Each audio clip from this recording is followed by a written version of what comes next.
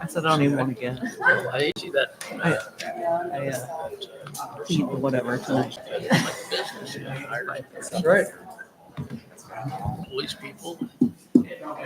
Okay, it's 5:30, so I'm going to call this meeting to order. If everyone would please rise for the Pledge of Allegiance. I pledge allegiance to the flag of the United States of America and to the republic for which it stands, one nation, under God, indivisible, with liberty and justice for all. You may be seated. Chris, if you would take the roll, please. Councilmember Galloway? Here. Councilmember Hoffman? Here. Councilmember Dupre? Here. Councilmember Cavanis? Here. Councilmember Reed? Here. Mayor Foote? Here. So first thing on the agenda is consent agenda part 1. So I would entertain a motion to approve consent agenda part 1. Move to approve. Second.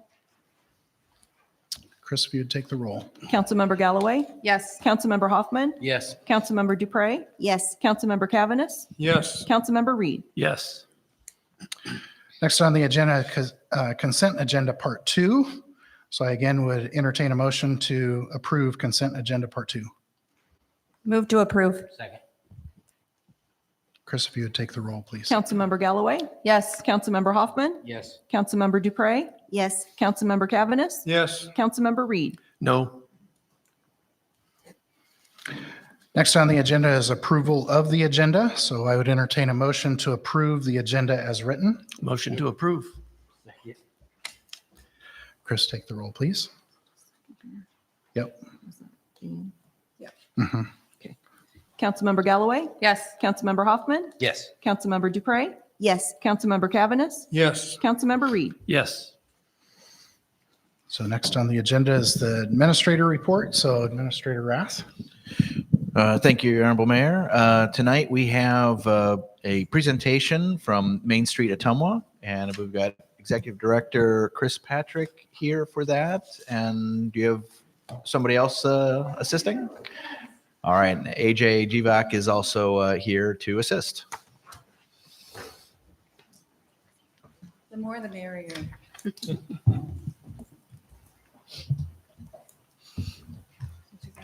Yep. All right. Right here. Thank you, sir. Good evening, everyone. Thank you so much for the opportunity. My name is AJ Jivak. I'm the board president of Main Street Ottumwa, and tonight we're just going to talk a little bit about what we have going on, what's been going on the last couple of years, and things that we have coming up for the future.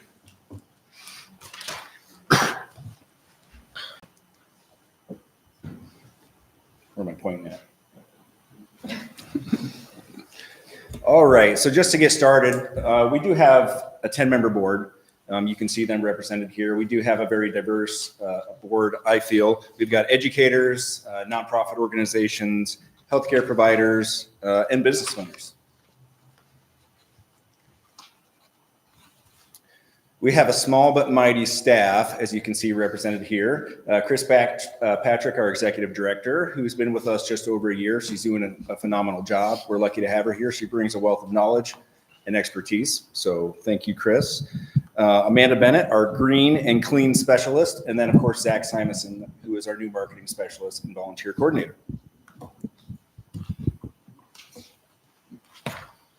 So I want to talk a little bit about our 2025-26 strategic plan. As you can see up here, strategy 1 is to create a culture of living in downtown Ottumwa. So obviously we want to develop exciting places to live and support a vibrant and diverse, active neighborhood.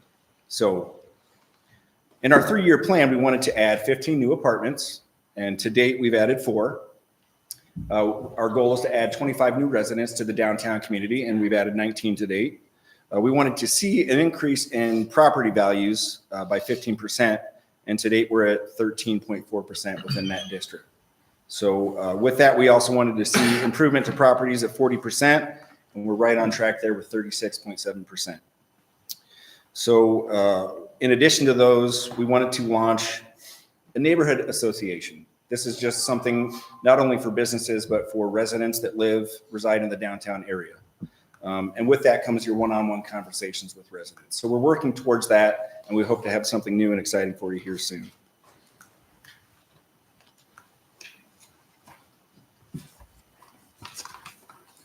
Strategy number 2, support businesses by fostering development, growth, and success in the downtown Ottumwa district. So our measures of success here were to, first and foremost, reduce that first floor vacancy. Chris, what was our vacancy rate at? Before? Yes. It was 23. 23%. So we wanted to reduce that to 10% for first floor vacancies. We're currently at 15.7%, so we've made some good strides there. We wanted a net gain of 5 new businesses per year in that district.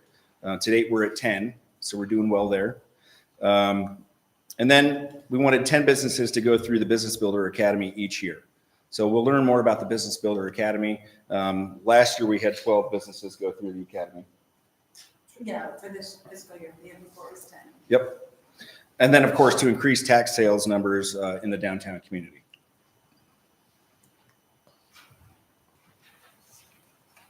And then last and not least, strategy number 3, and this is an important one, is to really build that trust and awareness of Main Street through enhanced marketing and efforts of storytelling. We want to improve community awareness of the services that we provide and the progress that we have made over the years. And we'll learn more about what we've done from our inception in 2006. So we'll learn more about that here in a little bit. What we want to do, what we have done, we've increased organizational sustainability by almost 20%. Net assets have increased to 33.8% from endowment giving. We've got a very strong functioning endowment that we're thankful for. Obviously, we want to increase marketing. We've taken some efforts there. A big one is hiring Zach to help us on that front. And there's some new and exciting things coming with that. We've increased our number of investors, and we've achieved program recognition at a national level. So we're excited about that. And that was a result of our Business Builder Academy.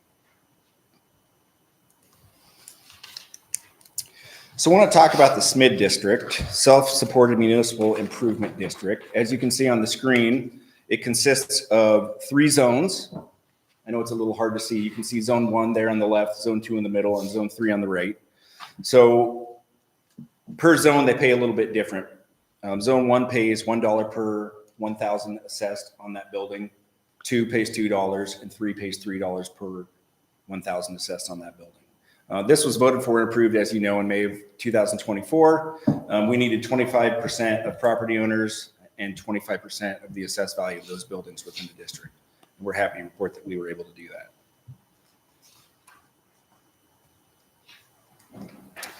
So if we want to take a look at our 2025 SMID allocation of funds here, you can see on the pie chart, beautification was 9%. Economic development was huge at 25%. That's obviously very important with what we do at Main Street. Administration was 3%. Promotion right around 4%. You can see we have a strong reserve there at 56%, and we're saving that for hopefully allocating that towards some new beautification projects, whether it's sidewalks or another projects to help promote beauty and walkability. There you go. Thank you, Chris. She's Vanna for tonight. And then to take a look at what we've done so far in the 2026 fiscal year, we've spent just over $12,000. A large portion of that has gone to maintenance this year. You can see marketing was at 29%, followed by beautification and economic development. And I'm going to turn it over to Chris. Here you go. Get my stuff. Sure. So if you look on the left side of that screen, you're going to see our newest piece of equipment, which is a scissor lift.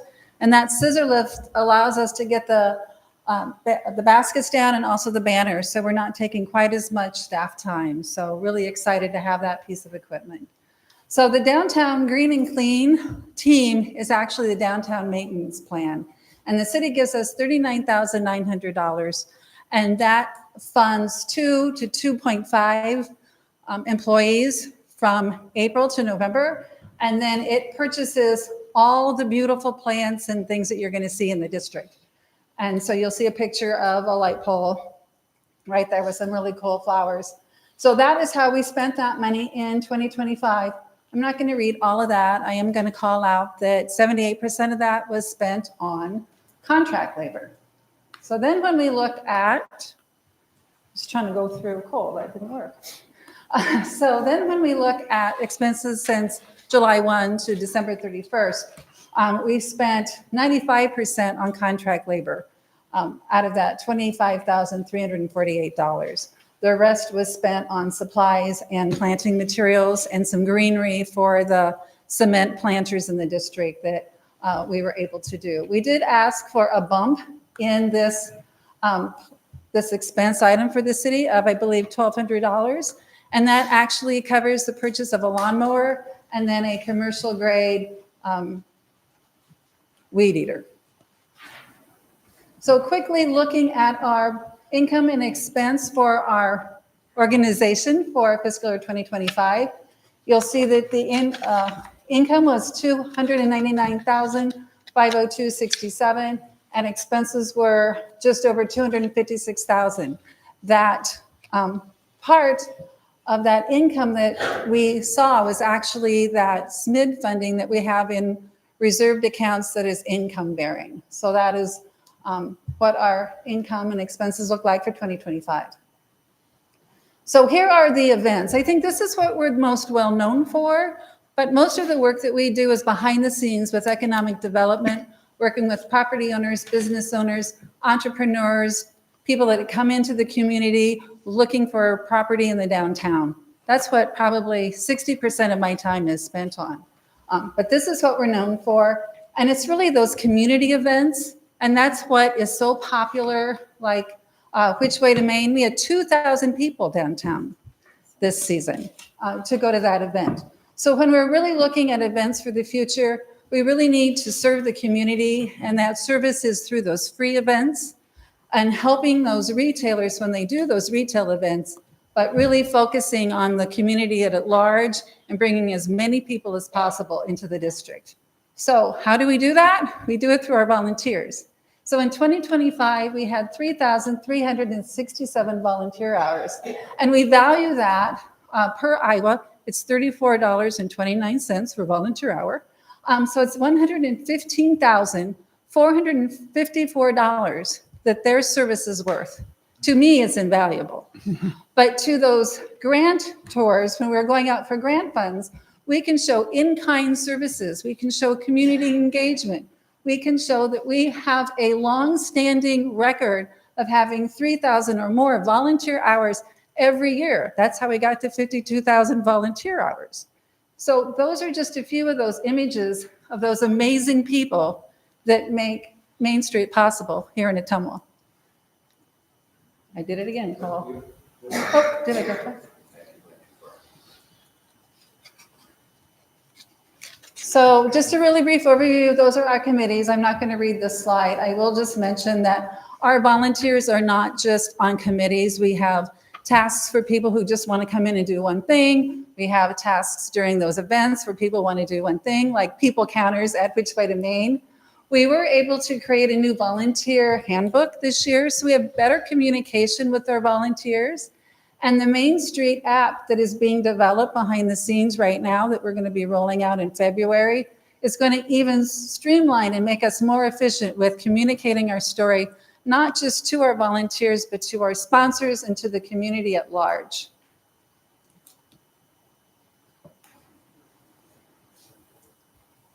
There we go.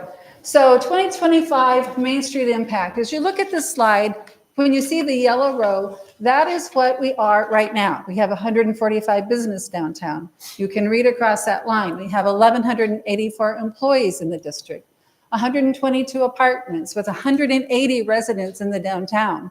Most people don't know that many people live downtown.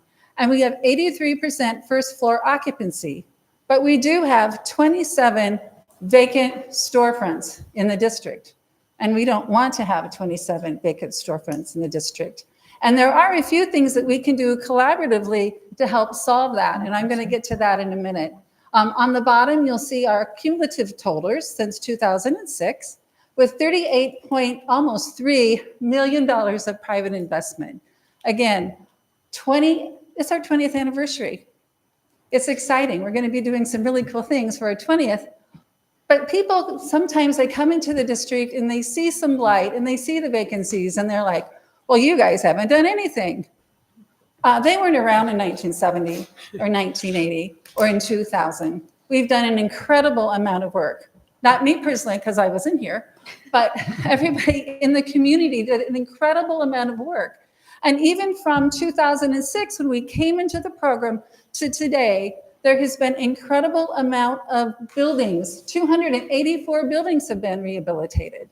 Now, sometimes what happens is a building gets rehabilitated, maybe the owner passes away, maybe they move, and that building then sits vacant 1 year, 5 years, 6 years, 10 years. And then we have to rehabilitate it again. And that's where we are with some of those buildings in the downtown.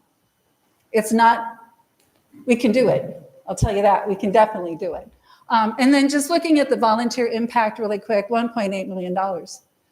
So talking about the benefit to an Iowa downtown for an occupied upper story apartment. It can be a couple.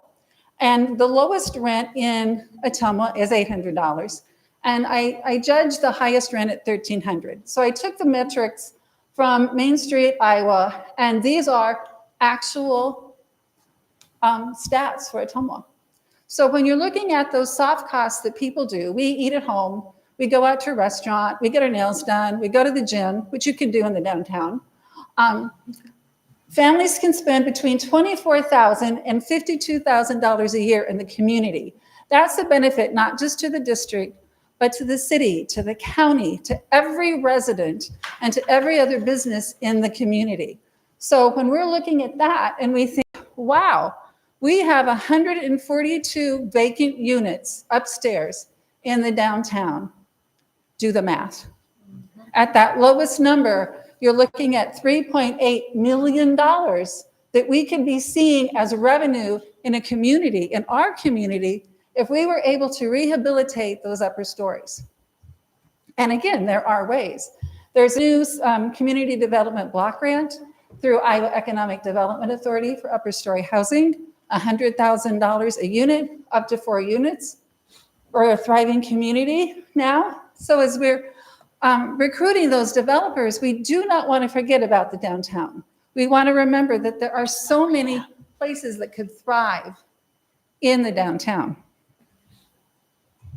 I brought my water this time so I didn't cough on everybody. So we're going to flip that narrative, and we're going to talk about the cost of an empty building. And I did share this in your packet. Yes. So for an example, if we look at an empty building that could hold a mid-sized business, let's say a potential business tenant sells $250,000 of retail or goods annually and pays typical rents in the Main Street community and has a typical or similar sized enterprise, it costs the community $310,000 to have a vacant building. We have 17 vacant buildings in the downtown, upstairs and downstairs. And we're just talking first floor on this slide. So if you add this with the other one, then it gets really scary.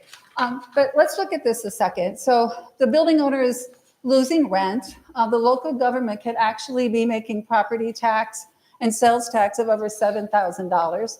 The bank, those commercial enterprises that can go in those first floor buildings, if we can get them white boxed. Everything currently in the downtown that is empty, except for 3 places, is uninhabitable as it stands. Everything that you can move into has been moved into. So we're at this crossroads of what do we do next, not just as Main Street, but as a community. And I've talked to you about this a little bit before. So what Main Street is proposing is that vacant and abandoned building registry. Here are 2 examples of communities, Mason City, which is a Main Street community, and their registry only covers their downtown business district. And then Clinton, Iowa, which is not a Main Street community, and their abandoned building registry covers the entire community. They have very high fees, and that is not what we're suggesting. We are suggesting a modest fee to register into this vacant registry. And so I'll just define an abandoned building. It's defined as a structure that has been vacant for an extended period, typically more than 6 months, and shows signs of neglect, such as unsecured entry points or code violations. The registry applies to all such properties within the city. Of course, that's Clinton. Now, in Mason City, their definition is a bit different. It is a definition of a building that does not have public operational hours. So if the public never goes in that building, if that owner is using it as a warehouse and not as a commercial space, that is defined as an abandoned or vacant building. And then the registration requirements, actually both of these communities are all online, and that was also in your packet. I'm not going to walk through every bit and piece of that, but I would really like to explore this conversation with you and with Amal and city staff, because I know that she's already working on it. So I think there are ways to better use these buildings in the downtown. Right now, they're being bad neighbors, and they can be contributing citizens to our community. So jumping into this a little bit further, we do get free technical assistance from Main Street, Iowa. These are all the kinds of assistance we get. Off to the left is a design rendering that they did for what is now Career Campus several years ago. But we've used several of these. Jim Thompson, when he was here meeting with city staff and other stakeholders in the downtown, had mentioned the downtown design guidelines and was hoping that Main Street could partner with the city to compare what the design guidelines are for the city of Ottumwa with Main Street, Iowa's design guidelines. Another technical service we get is our market snapshot, and those are available, I believe they're online on our website, but definitely in our office. This is done for us every 2 years, and this one is from March. We've also taken advantage of economic development incentives. Newton did a really great project with their entrepreneur ecosystem. So that's something to think about as we're still working with our entrepreneurs and building on our Business Builder Academy. We take advantage of the Open for Business contest and usually try and have a challenge grant. And these are our graduates from our last class. There's 12 of them, 11 are pictured with our 5 judges. Our Business Builder Academy meets in September of each year. We are going to be doing a Future Ready class starting in probably April or May. And this is all about AI for existing businesses. This was something that Joy Austin mentioned to us when she did our accreditation back in September. So we're moving forward with her suggestion, and you'll get more details later. 13 new businesses in downtown. I think that must be a record. I really do. In 2025. And then we've got 2 in the last few weeks. Nucara returned to 109 West Main. How many of those were Business Builder Academy graduates? I'm going to have to count. I'm pretty sure 4 were or 5 were. 2320 Fitness, they came back into the district. Boondocks Bathing Company, Haven on Main was, and then the one that isn't up here is Lane Brand. That's Austin Garman. He took advantage of that. And then, and I think that's it for that slate. But there were a few that were in the classes before this last year. All right, these are our major stakeholders and partners. I just wanted to show you that list again because we have great community support beside the city of Ottumwa, and we're thankful for everything that you do and how readily you're able to help us. And the people in the Parks Department and the City Works Department when I call and ask a question or something's coming up and we need a little assistance. One thing before we leave, though, I wanted to talk about a real quick tax comparison of occupied 2-story buildings in the district compared to buildings that are 1-story. So 20 totally occupied 2-story buildings in our district has a combined value of $4 million. That's an average of 203,000. And then the value of 20 buildings with the second floor unoccupied, but similar in size, has a combined value of $1,165,000, which is an average of 55,293.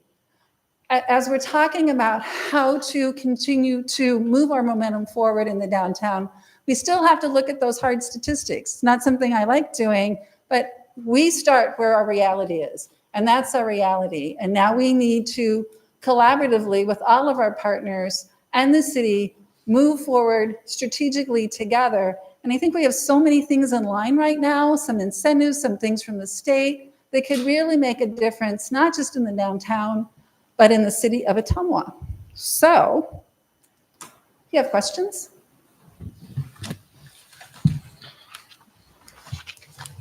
I do. Thank you, Chris and AJ, for coming and presenting today. I actually have a question that's not on this, but I want to just ask about it because I'm not sure you'll be at our meeting or our work session next week.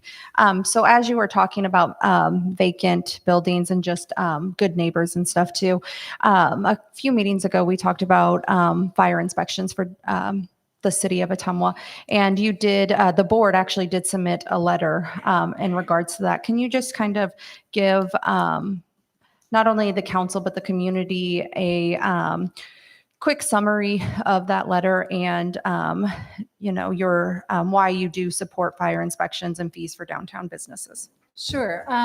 We absolutely support fire inspections.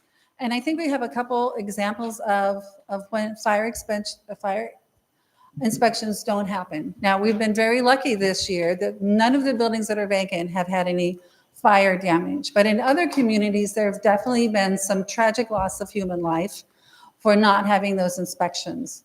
So I think regular inspections, especially when you're looking at that vacant registry, there's some overlap on life safety. Life safety has to come first, right, in everything we do. So when we think about our community as a family, family comes first. However, with everything that the city does, and even Main Street, there are costs behind the scenes of what things are worth, right? So I understand the need to have some type of fee hooked to those inspections. Some of the things that Main Street was thinking was, can there be a grant program to cover some of those fees for properties that cannot afford those fees? Or can it be an incremental fee where it starts out at one fee and moves up? I've talked to several of our property owners in the district, and they didn't feel the $250 3-year fee would be a detriment to them. I've talked to 6 of them.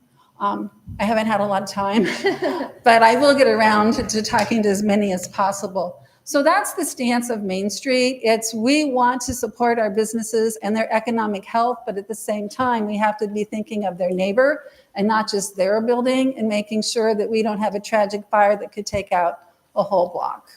Thank you. I just want to say about the fees, you kind of echoed our sentiment for wanting to talk about it, because the reason we wanted to talk about it was the incremental fees you just came up with. Can there be incremental fees? Can there be grants for fees, or looking for different ways to do it? So yeah, when we have our special meeting on it, I would invite you to come. That's why we wanted to meet like that. Okay, so AJ is a property owner in the downtown, so if you don't mind, I bet he has a thought. I failed to mention this when I was talking about the SMID district. I'm a proud owner of 3 buildings in the SMID district, District 3. And I'm also a building owner that has experienced a fire in the last year. So the fire inspections are of the utmost important. Safety is of the utmost important. We have to do it so we're not pricing people out of developing downtown. What are our options? How can we phase that in that's affordable for folks to continue to develop and see our downtown prosper? Right. And first off, I apologize for your property loss, but I don't think any one of us disagreed fire inspections are the most important safety thing. In fact, that's what safety is what I ran on. It's what I fought for. Sure. It was just the discussion on how we do it. So And that goes back into the vacant buildings. as yeah, well. everybody up here Who's cares occupying about those. safety and fire inspections in our fire department. So I just don't want that to get, missaid. We all Sure. care about it. Just because we wanted a special meeting doesn't mean that we don't put that in the utmost top for Understood. safety. Yep. Thank you. I appreciate you guys. It's good to report here tonight. A couple of things. You mentioned that you're recognized nationally. How does that work? How does that happen? Or You're the one who said it. Okay. No. So we're part of the Main Street America National Accreditation. And so 2 years ago, Fred and Lizzie went to the national conference and presented on Business Builder Academy. And we're kind of the poster child. We're not the first community that started this. A community in Georgia started this, and that's where Fred heard the idea. But we're the one that's really, we've opened it up to the county. We're not saying we're only going to help businesses that may come into the downtown district. We're helping anybody in the county. And so out of that $5,000 of pitch money, $3,000 went to Alondra, who's in our district, but the rest of it went to Batavia. So, and that's what makes us a bit unique. And then also with the Booms tracker, that is all the statistics on every single building, the square footage, when it was built, the history, who owns it, how many people live in it, what kind of business is in it. Fred Zeisiger, the former director, got all of that information into Booms tracker first in the nation. And so we are keeping that updated every month. And so that's one of the things that we're realizing that we're really tracking and we're paying attention. appreciate that. Another term that I don't understand is white boxed. What's that mean? Sure. So if you go into a building and you walk in and you see studs and you see old plaster falling and you see a ceiling where there really isn't a ceiling and the floor is torn up, that is not white boxed. But if you walk in and there is flooring that's attractive, there's wallboard that's been painted and primed, there are dividing walls, there's a bathroom with a door, right? That's kind of important. All those things, right? That's white box. So then somebody can just move in like Alondra did to 110. And then Tracy moved in to sublease from her in 112. So there, like I said, that's our problem. We don't have anything that is that's white box right now. Everything except for 2 properties they're getting ready to do that. Because we have a couple leads for them. Everything else needs a lot of love. Thank you. Well, thank you so much for your time. I know that went a little long. I have one more question. You said that you have 140 vacancies? We have 142, what would be considered a unit, square footage unit, in the upper stories of the buildings in the downtown. So we have 142 So those are units. places ready to move into and live? No, those are rafters, right? Those are those really scary places. Maybe they're full and they're being used as warehouses, or maybe they haven't been touched for 20 years. And now that we were getting that community development block grant, which is paying $100,000 per apartment, that can be that impetus to get at least 1 building done, or maybe 2 buildings done, where before, when we didn't have that money, it was just whatever the local incentives were. I see. Thank And you. then if you leverage those, sorry, I interrupted you. That's all right. And then if you leverage that with a challenge grant or a catalyst grant, all of a sudden, you're talking about $200,000 or $300,000. And that's money. There's a lot of opportunity for downtown housing that we have the brick and mortar, the inside needs attention. So. Thank you. Does any of that money require a contribution by someone who owns one of those buildings or? Every single one. There is no such thing as free money. Right? Oh, I got to write that down. They wait to see that. Okay. Well, that's what I'm told. I'm just reciting what I'm told by Main Street, Iowa, right? No, so like the Catalyst grant, there has to be some buy-in from the city and buy-in from that potential owner. From a challenge grant, it's a dollar-to-dollar match. That makes good sense. Yes. But I had to ask the question. No, I'm glad you did. Thank you. Thank you. All right, thanks Yeah, again. thank you, Chris. All right. I did not have anything else for this evening. Okay. So moving down on the agenda, first I did want to mention that if you are here and you would like to speak on any of the agenda items, I would invite you to fill out a slip of paper. They're on the basket on the banister there. Look like this. That way I can make sure to get you on the right agenda item at the right time. So I do welcome you to do that at any time so they can get brought up to me. With that, we are going to move to the public hearing part of our meeting. So This is the time, place, and date set for a public hearing approving the plans, specifications, form of contract, and estimated cost for the T-Hangar project at the Ottumwa Regional Airport. So with that, I would declare the opening of the public hearing. And so Director of Airport Operations, JD. Hi, thank you, Mayor and Council, for tonight. We put this out for the public hearing, and bid date set for the opening of that is February 19th at 2 o'clock. It's got the plans, specifications, and form of contract and everything involved in that. There was some questions prior to exactly what we're going to do and how we're going to fund it that Joelle had sent me, so I'll go ahead and go through that with you guys now, just to get rid of any questions we might have that could lead this into a successful evening here. So we have a current waiting list of at least 10 aircraft. We're looking at possibly a 4 to 6 unit T-Hangar. Some of you are new, and we've talked about this in the past, but just so everyone understands, there is a waiting list with current people that we have at our airport, plus people from other communities who are looking to come to our airport to be based here because they live in Ottumwa and they have airplanes out of the city of Ottumwa to another airport, but we don't have current T-Hangar space available for that. So that's part of the reason why we're doing this and why we're chasing this, because it's all revenue, whether it's hangar, fuel, aircraft maintenance, or what, it is revenue for us.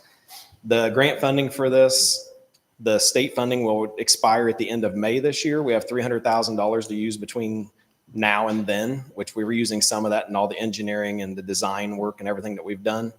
The rest of that is FAA, it's AIP money or the IJA Act money, which is $137,000 left over from the pavement project that we are getting ready to start here in the spring. And then October 1st, the FAA starts their fiscal year, so that's when more funding becomes available. Whatever funding that we don't have that's going to help finish this project, we're going to have airport TIF money that we're going to use to support the rest of this project. So has anyone got any other questions on any of the other items? You have a plan laid out, when you have a plan for 4 to 6 T-Hangar, how many planes and what size planes could fit in that? They all have a 42-foot wide door opening on them. So it'll be comparable to what we have now for small single engine aircraft. Okay, thank you. The location of this is going to be right along with the T-Hangars that we currently have. There'll be like 10 or 12 feet separating those, but it's cheaper to build them a standalone building than it is to hook it to an existing building that's 60 years old. So, So JD, of that total cost there, that 1.2 million, how much of it is covered? What percentage of it is really covered by outside sources? And how much is the state grants a $300,000 max. Okay. Or 85%. Well, we're not going to have a problem using that 300,000 up on that. We have 137,000 left over from the FAA money we had left over from last year, the IJA grant. And then every October 1st, we receive another 150,000 entitlement money from the FAA. And we can also apply for what's called a look back grant that we can use. If we do happen to bond for some of this, we can use that 150,000 towards that. But we also have the airport TIF money that Cole says is available for this. So. Okay, thank you. You bet. This is a public hearing, so if there's anyone from the audience that has any questions that would like to speak, you're welcome to now. JD, you said you had a waiting list. Yes. For people who would like to have space for their plane. How many people do you have on the waiting list, and when do you expect to be able to fill it? I have 12 on the list right now, and we should have this completed by fall, late fall. Okay, great. I know it's been a long time coming, and we could have done this sooner, but it would have cost us more money out of our pocket if we'd have done it sooner instead of waiting for the funds that were available. So, I understand. I want to thank you for getting back to me with all those answers. The other thing he did say was that there'd be 3 to 5 bids on this, so he's done his homework. yeah, when it said Kirk and Michael, you thought that was the one bid that we had got, I did. and they're our airport consultants. Okay, They're the ones that put all the design and survey and the specs and everything together for us. So very good. Thank you. JD, did you receive any emails, comments, or anything from Nothing. outside? nothing. Okay. The only thing we ever receive is phone calls of when you're going to have T hangers. And we get them all the time. So Good. T hangers and rental cars, the two biggest phone calls we get. Any other questions for JD? You get any questions from public or potential customers regarding what we can provide or will provide for fire protection for their aircraft as well as the businesses that are out there? No, I mean, every hangar has, well, Councilmember Reed's got a hangar at the airport. Every hangar's got a fire extinguisher in it. The big hangar is monitored with a sprinkler and flame cameras and flame detectors and yeah. But no, there's never been no questions. The problem with a fire extinguisher is you've got to have somebody to operate it. And you got to be there when it's on fire. That's also. right. Yeah. If there's no other questions, I would entertain a motion to close the public hearing. Second. Yes, if you could take the roll, please. Councilmember Galloway? Yes. Councilmember Hoffman? Yes. Councilmember Dupre? Yes, Councilmember Cavaness? Yes. Councilmember Reed? Yes. Resolution number 9, 2026, approving the plan, specifications, form of contract, and estimated cost for the T-Hanger project at the Ottumwa Regional Airport. Recommendation, pass and adopt resolution number 9, 2026.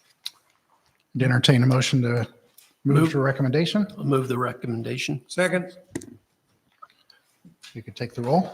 Councilmember Galloway? Yes. Councilmember Hoffman? Yes. Councilmember Dupre? yes. Councilmember Cavaness? Yes. Councilmember Reed? Yes. Mayor Foote, can I just make a quick reminder that we do have a lot of people in the audience, so we as council member need to remember to talk straight into our mic so everyone out there can hear us. Thank you. Ordinance number 3253, 2026, an ordinance to reinstate the Public Safety Advisory Committee by amending Chapter 2, Article 6, Division 5 of the Code of Ordinances of the City of Ottumwa, Wapello County, Iowa. Recommendation passed the first consideration of ordinance number 3253, 2026. So I would entertain a motion to approve recommendation. Move the recommendation. Second. And I am giving the summary on this today. So this was part of our work session last Tuesday where I introduced it to the council. And since then, I have met with both Chief Canto, Chief Farrington. This is something that I was starting to hear the conversations we were having through the end of last year. And some of the things coming out with not just inspections and fees, but that was part of it. But also in some of the conversations I've had with Chief Canto and Chief Farrington as to the needs that the city has for fire department, police department. I was looking at ways that we could bring in input and start to look at what our needs are as a city, how we're covering our city, if we're doing that well, how we could improve on it, what the best ways to do that is. And as I've always said, I believe our best resource in this city is our people. And so by bringing back this Public Safety Advisory Committee, what I'm looking to do is kind of redefine it. Before it was really focused more on traffic. And I think that can be part of this, but I want to bring it in as an advisory committee for both the fire department, the police department, EMS, and how we're going to deal with that within the city of Ottumwa. So that's the goal of this committee. I believe we're excited about it. I know we had some really good discussion last week about the opportunity that this committee could give our city and to give citizens to come in and be involved with what we're doing here. So that's kind of a summary. And with that, I would entertain any questions from the council.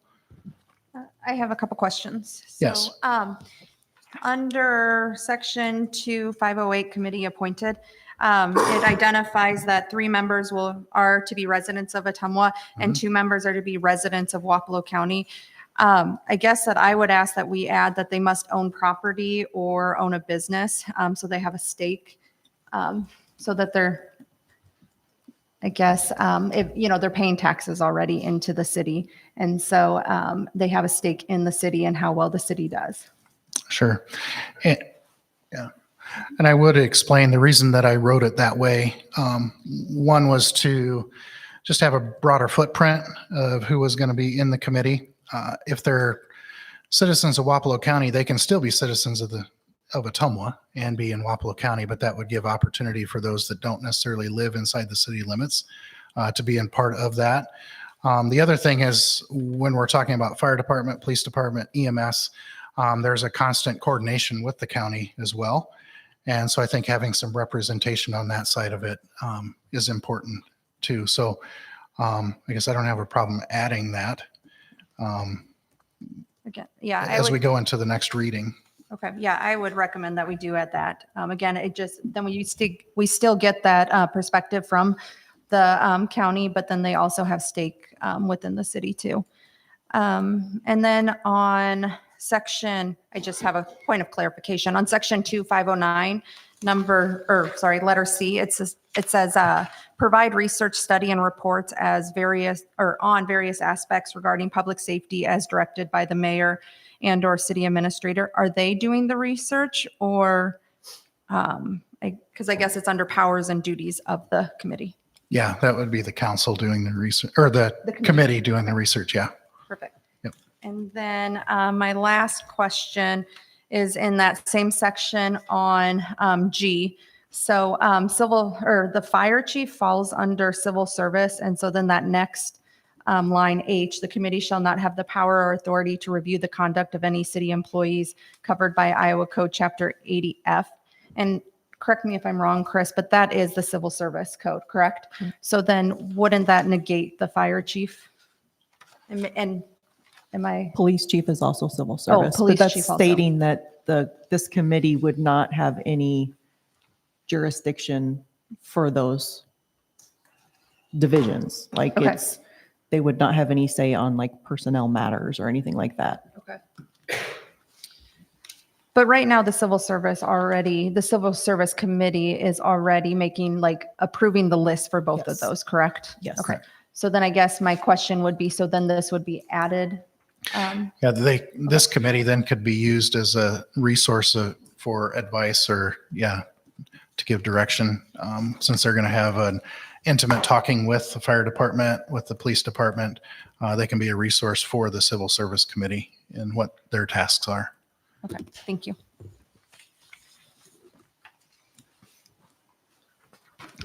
Anything else? I think it's great. I think it's going to it gets by Bill, more, talking to your mic, we can't hear you. It gets by more citizens involved.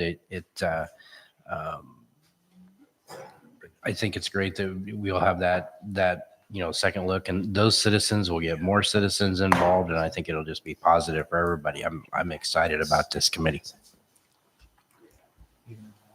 Attorneys? Yeah, sorry. What I was Clarify asking for me, would you? Mayor about Councilwoman Galloway calling into question H there. The attorney had put that in, but then also under letter G of that 2-509, the recommendation was to strike the end of the sentence in coordination with the Civil Service Commission. So I'm just looking at the online packet, and if the thought is to remove that going forward, just to make sure it's in the record. Yeah, under G, 2-509, the last part of the sentence, in coordination with the Civil Service Commission, was supposed to be stricken. Yeah. Yeah, that's the one I was looking at. Okay. I was just clarifying. Okay. Yep. So we'll make sure we have the same one going forward, because the one online still has that language. Right.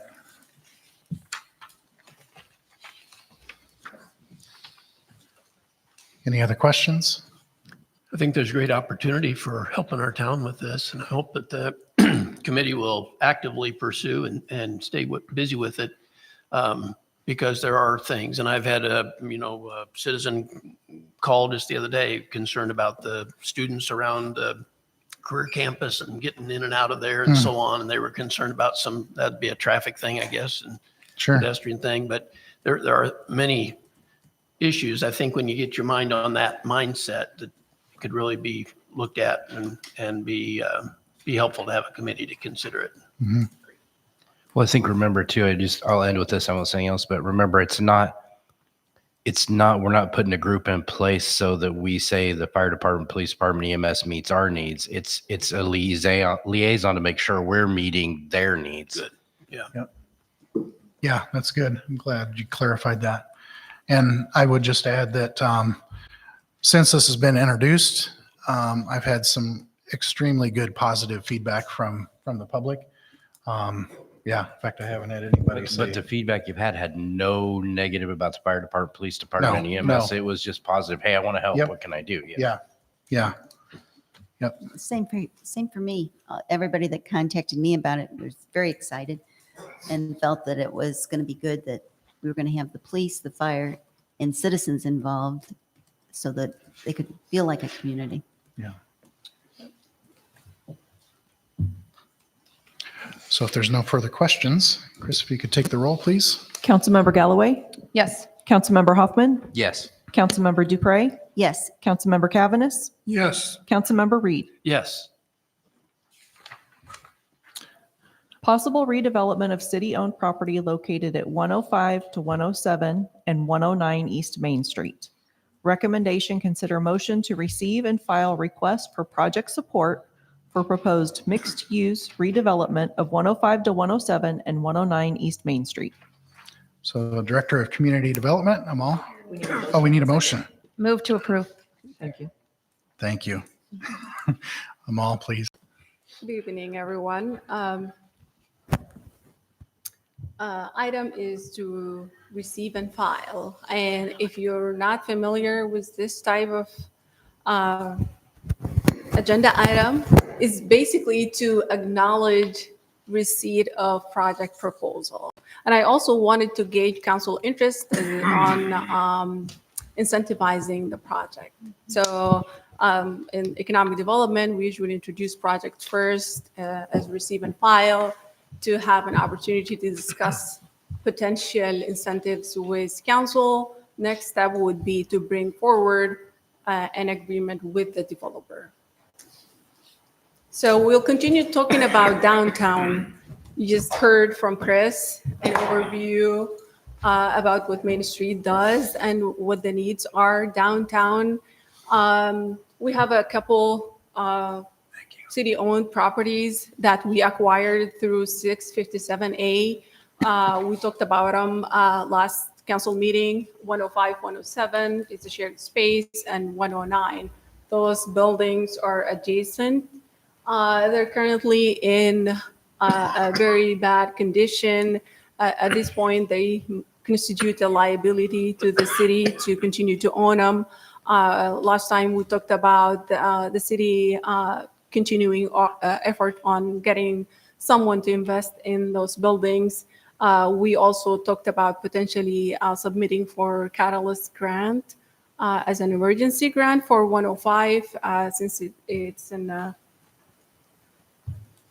not very good condition. This is the picture Travis got me. Thank you, Travis. It shows the roof. It's in dire need of attention. That's why an emergency catalyst grant would make sense. We will also apply for other grants if that would be appropriate here. So yeah, the urgent need is taking care of this roof.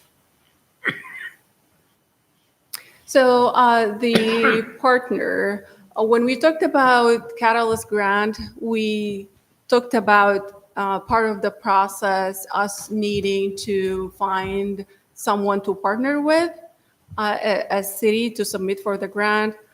We have been in conversation with Jeremiah Grooms. He's sitting here in the audience. He has an LLC recently put together, JCG Rentals. He's proposing to put together 10 apartment units between 2-bedroom and 1-bedroom units and a laundromat to serve the area and a storefront simulator, golf simulator, business.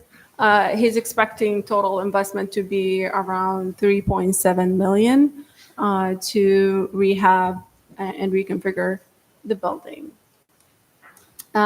He's working with an architect, put together renderings for the commercial space. Here shows the simulator on top and the laundromat business on the bottom of the picture.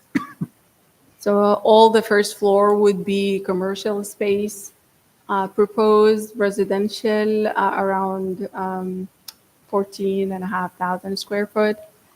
This is the proposed layout for housing units. The bottom is the 105. Is that the 105? Yeah.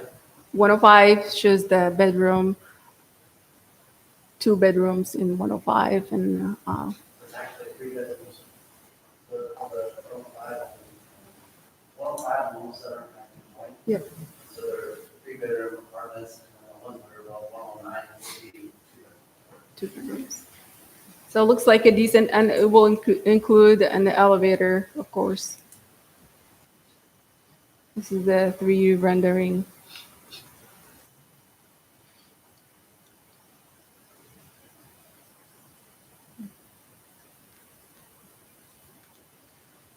So this is an exciting project. We're looking at gap funding for around 200,000. What the city can consider potential incentives, a mix of the property itself, and of course the state grants, whatever is available to help with the project. And then we have 2 tools we can work with. We have existing tax abatement, 3-year schedule, and we have a 10-year schedule for multifamily, and this one would be considered multifamily, would be eligible for 10-year schedule. And we have a rebate, tax rebate, that's a TIF schedule, looking for a 5-year. So at this point, I'll be looking for council to consider the existing condition in the form of a liability and nuisance, potential cost if we end up going demo route, but for, that's a term we use in public purpose for economic development, but for an incentive. Will this project happen? If the answer is yes, we go for the incentive. I wanted council also to consider tax base. We want those properties back on tax roll as soon as possible, and the positive impact on the downtown. You heard from Chris, the vacancy and the cost of having vacant buildings downtown and the opportunity cost. Jeremiah, if you want to say anything, ask Jeremiah to come up if council has any questions as far as the details of the projects.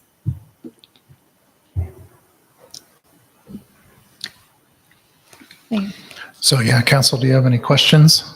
I guess mine's more just a comment, just to the council in general. I think that this is a really great project that really talks or encompasses a lot of the things that we're trying to do as we grow our city and our community. You know, it has the housing, which even at the lowest amount of those numbers that Chris gave us could bring, what did she say, 24,000 per unit. So if we have 10, you know, I'm not a mathematician, but about $240,000. And it brings quality of life with those golf simulators. Our Main Street, traditionally people have considered our Main Street, that shopping area. But when we look at what's down there now, this really kind of fits the vibe of our downtown. And these are the kind of things that people want things to do. And this brings an opportunity to liven that up and bring opportunity to our community for our people. I'm very much in support of this project, and just really looking at the goals that we set and the plans that we need to, the steps that we need to do to get to those goals. I think that this really fits nicely in that. So. I really like the idea as well. And look like, anytime we can take an old building and get it fixed up and do something with it instead of it just sit there and deteriorate and look bad, I think it's a great thing. Question I did have was about parking in that area. What are these apartments going to do to parking in that area? So straight behind that, straight behind the building is the city parking, the Yes. high-rise parking. So there should be plenty of parking that way. I'm gonna make a main entrance from the back of the building. So it'd be access from either side. And yeah, we're just gonna try to dress up the appeal, the curb appeal from both sides because we're planning on people interest from both ends of the building. How many cars do you anticipate would be, I mean, when you're figuring and thinking of spaces, how many cars do you think are, if you filled up all the apartments, how many cars you'd be talking about approximately? I think they figure 1.5 cars per Okay. apartment is kind of the given. So with the 15 cars, something like that, it'd be 10 apartments. And then the other thing is with the laundromat, you're gonna have some traffic there because there's gonna be a 24-unit laundromat in 109 is our plan. It's gonna take some structural engineering to make it work and everything, but like we've been working with architect stuff for design. So. Is that beside the current laundromat that is already there? So no, it's on down the street a little ways. It's straight across from the DMV is where it's actually located. So like DMV and then you got Main Street and then, well, right next to the Legacy building, it actually conjoins. And so the way that roof is and condition wise, I can't believe it hasn't caused some damage to the other buildings because there's like a 20-foot by 30-foot skylight in it right now because the roof's missing. It's in pretty dire need of repair. I have 2 questions. So from your design, it appeared to me that the 3 addresses are going to be basically one building? Or, I mean, they're not going to be, are they going to still be the 3 addresses or is it just going to be one conglomerate? The addresses, is that? Well, is the building, so the access is going to be all 3 buildings across? So the 109 will still keep its 2 entrances, access points. 105 will basically kind of converge into To one. To one. Okay, that's And kind of what then I, the elevators to help us comply to ADA standards. So when we put an elevator in there, we'll be able to comply with ADA and give out some more opportunities. As far as the work goes, I'm going to try to utilize local people the best as possible. Very good. I'm actually going to try to utilize for like the demo and things like that, the halfway house out there, give them some opportunities that they normally don't get because most people don't want to hire them. It's not skilled work, but it's work. And so I think they would, I actually know I've had them on another project I've been doing. I've actually had those guys walk up to me and they say, hey, you got anything? We'll take anything, so. I'm going to try to utilize some of those folks that don't have a chance to get a job. that's great. This question's for Amal. When I was speaking to you the other day, you told me that the value of those 3 buildings was 13,000 total. total. So I think that the project would be well worth our interest. I don't want to echo what they said, but I'm in full support. I think it's great. I think it meets every need we have. I did want to call out, I appreciate you talking about local work because that was a question I had and you answered it. So I'm glad you're going to do local and I'm glad you're using other people halfway. I'm glad you have the mentality that you want to give, people a chance because they're all Ottumwans. They're all ours, no matter what. So I do appreciate that. So before I call a roll, Mr. Grooms, I want to thank you for stepping up and investing in the city of Ottumwa like this. I know it takes a lot of work just to get to this point, and you're just getting started. So yeah, thank you. Thank you for doing that. Next step would be to bring forward an agreement with Mr. Grooms. So we can expect one next council. Okay. Okay. So Chris, if you would take the roll, please. Councilmember Galloway? Yes. Councilmember Hoffman? Yes. Councilmember Dupre? Yes. Councilmember Cavaness? Yes. Councilmember Reed? Yes. Resolution number 10, 2026, providing for the financial support of the Area 15 Regional Planning Commission for fiscal year 26-27. Recommendation pass and adopt resolution number 10, 2026. Do I have a motion to approve? Move to approve. Second. Administrator Rath. Okay. So in accordance with the 1973 Articles of Agreement with Area 15 Regional Planning Commission, the city is responsible for this year's 55 cents per capita. That would equate to a contribution of $14,040.95 for a period covering July 1, 2026 through June 30, 2027. So essentially what this is our invoice for continuing with the partnership with regional Area 15 Regional Planning Commission. They are planning out their revenues for the following year and allowing us to put in the expenses we would have for the services they provide to us in partnership with the 2080 agreement. Is there any questions for Administrator Rath? I'm sure we're getting back a lot more than we're paying in. But so it's a six county area that they deal with, correct? And am I understanding that right? That 6 counties and Walpole County is one of them. And Yep. And so when they talk about bringing in 24.8 million, that's over that whole area. Do we have a number of how much it's, that just Ottumwa has gained from this? Well, it all depends on any kind of grants or other things that we would apply for. So it's going to vary from year to year on Yeah, I what they're understand able that. to provide. And then being a regional entity, there's things that may not happen in Ottumwa, but happen in a neighboring community or the county. Right. That it's going to provide benefit to us as well. So there's some residual that you'll see from that. So to answer, no, I don't have an exact number or figure that I could give you as to what we receive. They will write grants for us if there's different things that we're trying to apply for. This goes towards it. Doesn't cost us anything to write those grants. However, if they are successful in getting the grant, getting the award, then there's a percentage we pay based off of that. So it allows us to be able to apply for some grants that we may not receive otherwise without having to pay extra dollars. The caveat to that is if it was a large enough thing, they may ask for in agreement that, I don't know, let's say it's going to take 100 hours to write the grant and they ask for $5,000. We would know that ahead of time. That would be separate from this. But otherwise, in general, they're going to write the grants and then we would only pay anything. We receive money from the grant, like a percentage, then goes towards an administrative fee that they then have to administer. If we don't have an agreement like this with them and we ask them to do any of that work, like write a grant, they would charge us for it right up front then. Right.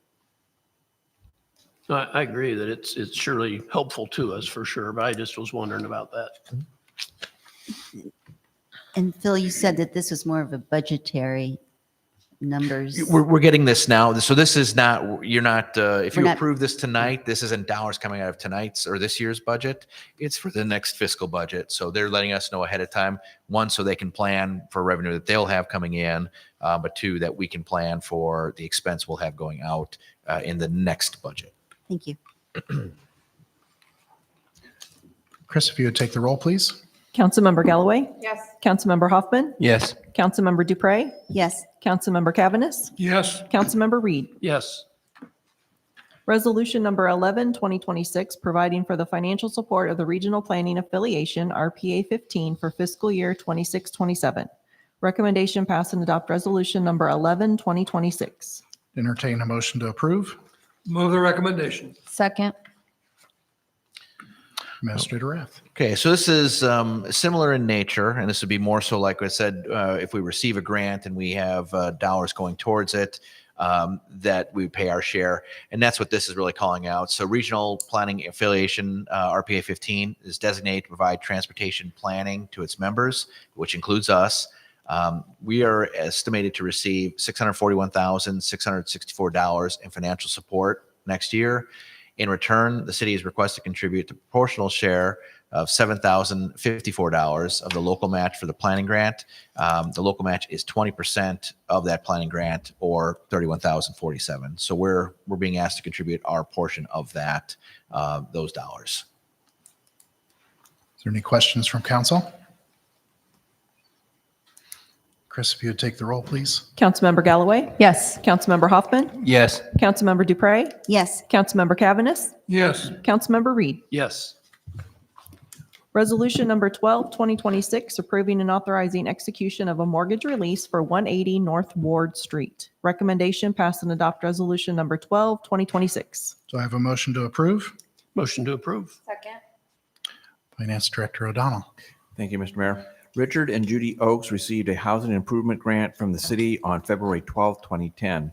The grant requires owners to own and occupy the dwelling for 5 years, or the grant is repaid on a prorated basis. To ensure compliance, the city obtains a mortgage in the amount of the grant. The Oaks satisfied the terms of the agreement and repayment is forgiven. At that time, the Oaks met the requirement. The city's mortgage was not released. This resolution does do that. Is there any questions for Mr. O'Donnell? It's just a paperwork catch-up thing. Yes, we received a notice about some other issues with this, and we were named as a party to that, and we realized that we don't have any interest because everything's done. We need just to release the mortgage and free that up legally. Okay, Chris, if you would take the roll, please. Councilmember Galloway? Yes. Councilmember Hoffman? Yes. Councilmember Dupre? Yes. Councilmember Cavaness? Yes. Councilmember Reed? Yes. Resolution number 16, 2026, approving the change in authorization of signature from former Mayor Richard W. Johnson to current Mayor Benjamin Foote for the Community Development Block Grant, contract number 25WS030. Recommendation, pass and adopt resolution number 16, 2026. Do I have a motion to approve? Motion to approve. Second. Second. So Director of Engineering, Bergmeyer. All right, thank you. So it's pretty self-explanatory. It just changes the chief elected official from Mayor Johnson to Mayor Foote. Any questions from council? Chris, if you would take the roll, please. Councilmember Galloway? Yes. Councilmember Hoffman? Yes. Councilmember Dupre? Yes. Councilmember Cavaness? Yes. Councilmember Reed? Yes. Resolution number 17, 2026, approving the contract between the Iowa Economic Development Authority and the City of Ottumwa for the CDBG program and block grant, and authorizing the mayor to sign the contract. Recommendation, pass and adopt resolution number 17, 2026. Do I have a motion to approve? Move to approve. Second. Mr. Bergmeyer. All right, thank you, Mayor. So this contract will award the city of Ottumwa $491,000 to perform sewer lining.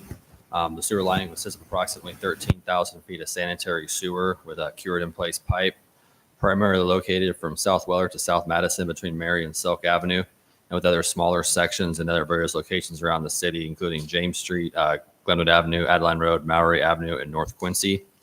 The total estimated cost of this project is $1,123,300. As it's with the estimate here, the city of Ottumwa will fund 56% of the project, and the 44% will be funded through the CDBG grant. The funds utilized will benefit low to moderate income areas, with a 54% of the residents in this area being lower moderate income. With this grant too, so how it's split up, 40,000 of it went to administration. It's that contract we signed with Area 15, the RPA last fall. So it covers all of that. And the remaining $451,000 is the matching funds for the sewer project. And that's a minimum of 50%. So any cost savings, the first 180 some thousand in cost savings will come out of our pocket. We'll still get the full match. So hopefully it comes out of our budget. Does council have any questions for Mr. Bergmeyer? I'm not sure, but I think this is the item that the Waterworks was discussing today, that they were going to try to get on and get ahead of the city to get it done, get their portion of it done.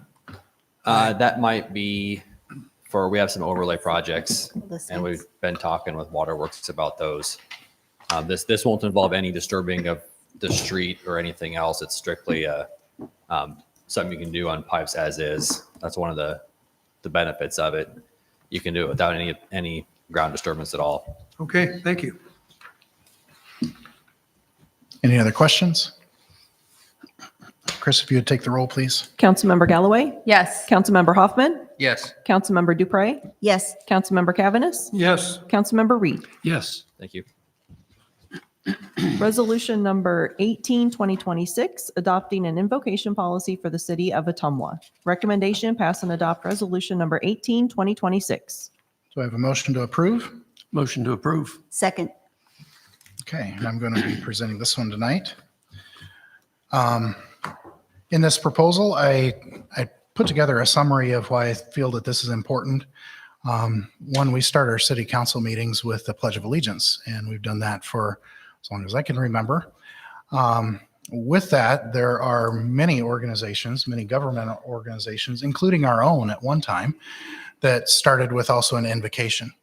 And that level of the invocation then brings in just another level of respect, solemnness to what we're doing here.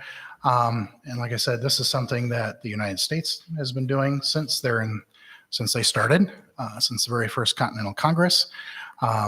Many states within our union does this, and many communities within our state do this as well. And so I look at this as just an important way to start our council meetings. Again, on a positive note, with someone giving a blessing over our city, over our leaders, and over the decisions that we're about ready to make. And so that was the reason why I felt this was important to put this policy together so that we could do it and do it well. I don't want to read through the whole policy, but it is in the packet so that you have it available. And I guess with that, I do want to bring comments, but I'm going to do this a little differently. So before I ask council for comments, I'm going to go to the public first, because I know there have been several of you that have filled out these papers. So I'm going to call you up, and I'm just going to go in the order that are here. And then you can come up and speak. And I believe, do we have a 3-minute timer? So yeah, you'll have 3 minutes then, or less. You don't have to take it all. But first, Olson Miller is... If you could come and step up to the podium, give your name and address, and... Hi, Olson Miller, 1128 Troll Avenue. 1 second. All right. Good evening, Mayor and council members. I want to speak in opposition to the proposed policy to add an invocation for council meetings.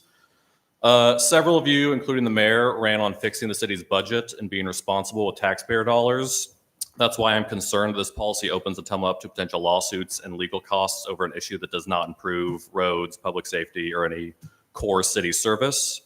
Not everyone in Ottumwa is religious. Many residents follow different belief systems, and many follow none at all. City council meetings are for conducting public business, and religion is not a necessary aspect of that. The Pledge of Allegiance has long been part of these meetings and already serves as a shared civic opening without excluding anyone or raising concerns. I'm also concerned about oversight and transparency. This policy places control of invocation list entirely with the mayor, and while it says the speakers will be selected on a first-come, first-served basis, there's no clear public accountability.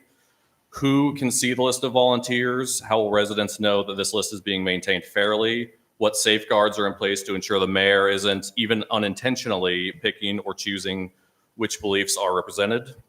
Paul's policy also says the city won't review the contents of invocations, yet speakers can be disqualified after the fact, which I believe creates another subjective enforcement, which creates subjective enforcement and further legal risk for the city. Ottumwa is a diverse community. Respecting that diversity doesn't require adding religion to government meetings. Thank you. Thank you, Mr. Miller. Robert Lapointe.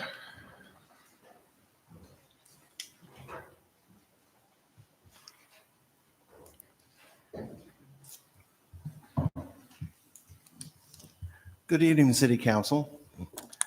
I wrote down some comments that are random. Some of them has been what the mayor has already stated. First of all, one of my comments is God has been part of our government since it's first was developed. And I don't see any reason why we should delete him from our city council. Another issue is religion is part of our government. When our president is sworn in, he places his hand on a Bible. That sort of tells me that, God is part of our country. We put emphasis on God. Congress and our state house both have chaplains, and they both begin their sessions with a word of prayer. I believe our police department, as well as our fire department, has chaplains on board, so we already have initiated some of this, and it has been for years. And back in 1980, and I'm aging myself, we used to begin our council meetings with a word of prayer. It is not a church service. All it is asking for prayer for our city council members, our city administrator, and those who are leading us and making policies. And prayer never hurts, never. The last thing that I'd like to say is I Googled, and what is prayer for a city council? And there was many to choose from. So I chose one. It says prayers for government typically focus on wishes. I don't have my glasses, so I can't read. But anyhow, just basically to summarize, it just asks for God's leadership and guidance for our city council and our people who are bringing forth issues before the council. So I would urge, and I know some people have opposition to this, and that's okay, because as the preachers who are here knows, there's an invitation.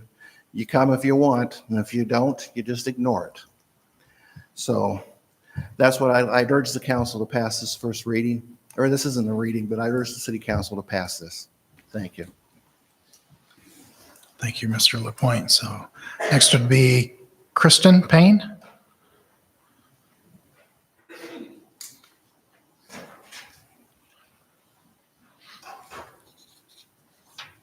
Hi, I'm Kristen Payne. I live at 224 Wildwood here in Ottumwa. Okay, here we go. So I'd like to reiterate a few of Olson's points, but I'm just curious. You kind of stated it already, but I'm just wondering, like, why now? It seems performative, and who is it for, really? When we have a perfectly good Pledge of Allegiance that we all do together, and we all stand here and believe it. So just kind of gave me pause there. But all in all, it seems like a cute idea. But on paper, it looks great. Like, everybody's invited to do it, no matter your denomination. But as far as like putting it into practice, where is the transparency and accountability? Is this on a Google Doc that can be edited? I saw that you submit and it's timestamped. Where is that available to the public? So just urge that before jumping into putting something in place, the logistics and the transparency are worked out beforehand. And we all know that God is everywhere and you can pray anywhere. So we can pray anywhere at any time, and we don't necessarily need an established time to do so. Yeah, that's about it. I urge you to kind of get the finishing touches on, like, who can see this? How is it publicly accessible? And I would love to join in. So whenever I can sign up, I'd like to reply. Thanks, Kristen. And also, could you walk me through that? Sorry. So now's time, right? So that process would be I email. Yeah, according to the policy, there's several different ways that someone can get signed up. Right, and then the call to the city. So then what is the process, I guess, after that?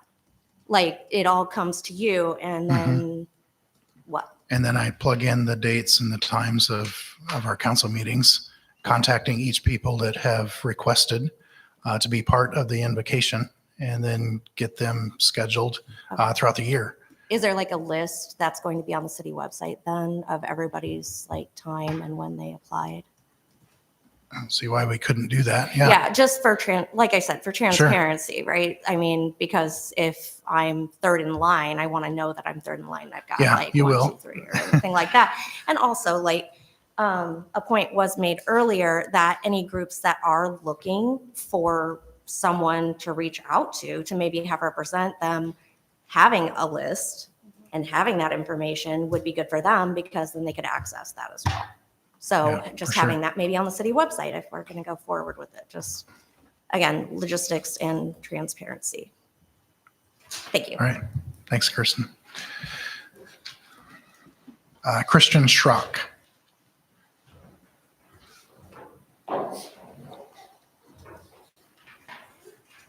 Good evening. My name is Christian Schrock. I live at 225 West Kyoto Street.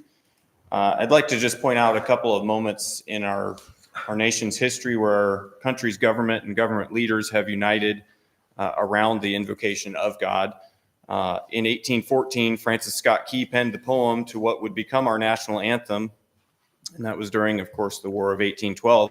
I want to point out specifically the fourth verse says, "Oh, thus be it ever when free men shall stand between their loved homes and the war's desolation. Blessed with victory and peace, may the heaven-rescued land praise the power that hath made and preserved us a nation. Then conquer we must when our cause it is just, and this be our motto, in God is our trust. And the Star-Spangled Banner in triumph shall wave o'er the land of the free and the home of the brave."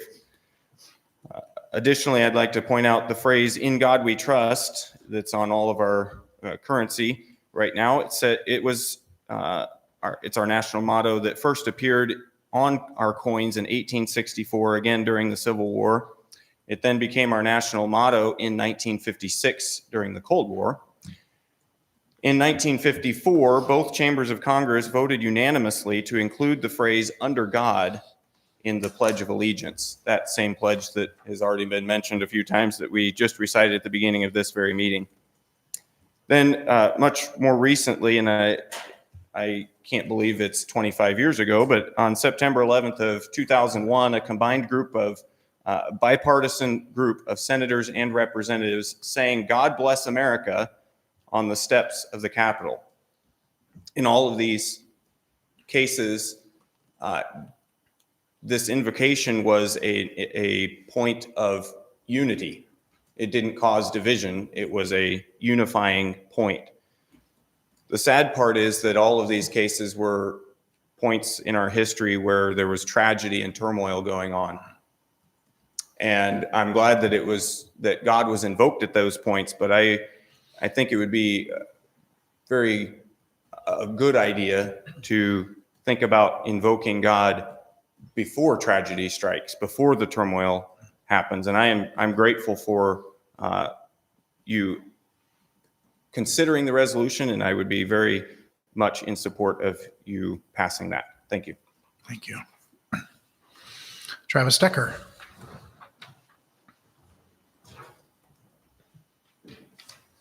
All right, Travis Decker, 719 Glenwood Avenue. And again, Mayor and City Council, I appreciate just the opportunity to speak. I'm going to be very brief. I just have a quote here from Abraham Lincoln, and he made this statement. It says, "It is the duty of nations as well, and to recognize the sublime truth announced in the Holy Scriptures and proven by all history that those nations only are blessed whose God is the Lord. But we have forgotten God. We have forgotten the gracious hand which preserved us in peace and multiplied and enriched and strengthened us. And we have vainly imagined in the deceitfulness of our hearts that all these blessings were produced by some superior wisdom and virtue of our own. Intoxicated with unbroken success, we have become too self-sufficient to feel the necessity of redeeming and persevering grace, too proud to pray to the God that made us." I thought that was a good statement. It's prayer is a statement of humility. Invoking God is a statement of recognizing his superiority. I want to give just a very simple illustration. When my son was about 10 years old, he was then significantly shorter than I am. And he was looking at this cherry that was hanging about yay high on a cherry tree. And he looked at it and he jumped for it and did not get it. And I was just standing about 10 feet away and I was watching the process. He jumped, he tried, he ran and jumped, he failed. And then he looked at me and said, "Dad, could you get that cherry for me?" I reached up, got the cherry, handed it to him. It was that simple. So when we just invoke God, we're just simply saying, "God, we need your help." I don't know why we wouldn't do that. I want God to bless the city. We can ask God to bless the city. And it's a pretty simple, straightforward thing. I support the resolution. Appreciate the mayor bringing the idea about. Thank you. Thank you. Jean Dell.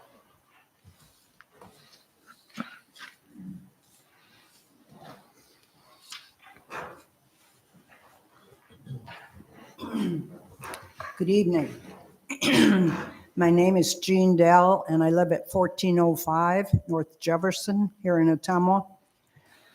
Thank you to the mayor and the council for the opportunity to speak to you. I had some concerns about whether or not this policy would violate separation of church and state. Apparently, in May of 2014, the U.S. Supreme Court decided that council meetings with prayer did not violate the Establishment Clause of the First Amendment. And while they described some situations that were historical in nature, they also set up some restrictions. And I want to share those with you because your policy should probably include them. The court said that cities cannot allow the prayer giver to disparage or vilify other religions. The prayer givers are not allowed to attempt to recruit or to persuade others to join their faith. Persons attending council meetings cannot be coerced into engaging in the prayer, such as there can be no requirement that people stand or that they bow their heads. Numerical equality among the prayer givers from different faiths is not required, but the city cannot discriminate in the selection of the prayer givers. There cannot be any implication that city council actions could be affected by participation or non-participation in the opening prayer. This information is from the League of Cities. The suggestion is that you have the prayer before the beginning of the legislative part of your meeting, that you have the prayer giver face the council and the mayor, but not the audience.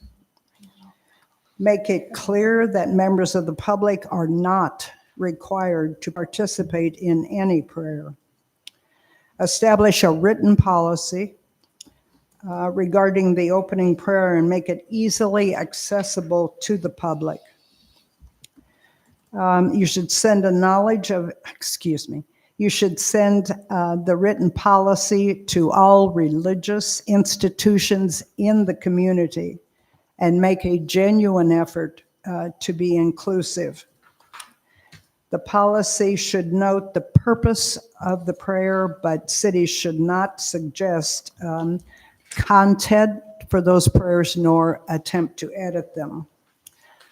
I've noticed this evening that you've been very thoughtful in all of your deliberations. I think you want to remember that not everyone who lives in our community is a Christian. And I think we want to be sure that we represent this community as open and welcoming, and happy to apologize or to accept the religious thoughts of everyone.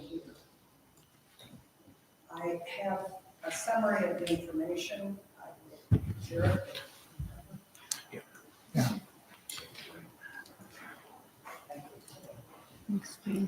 Thank you, Jean. Then Colleen Decker.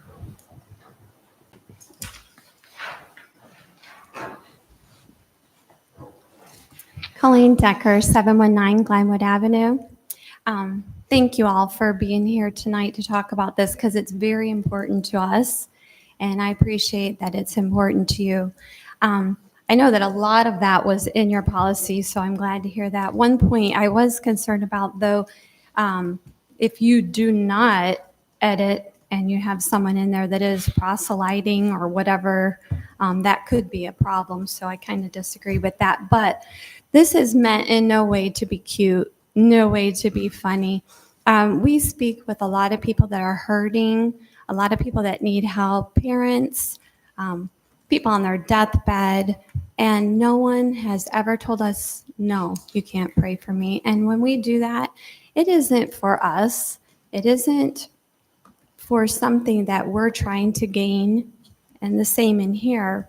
It's nothing for us personally other than coming humbly before God, knowing that He can do something that we can't, and asking Him to help us. I'm sure that when the firefighters go to the fires and the policemen go to those homes we've been in, some of them, and they're in the worst state, and they're very thankful that they have someone praying for them. I do pray for our city council. I ask for wisdom for each one of you. I pray for our mayor and our government. And I just believe that, I do believe that God can do what we can't. He can give us that, Cherry. And, you know, I appreciated Miss Patrick's, I think her name was Miss Patrick, that showed us about Main Street and all the neat things that we can do there and all of that. It's all great, but our life doesn't only consume us financially. What we do for other people and the good things that can come from prayer is very important. And I hope that we don't only look at things fiscally, but also morally, because our town does need help.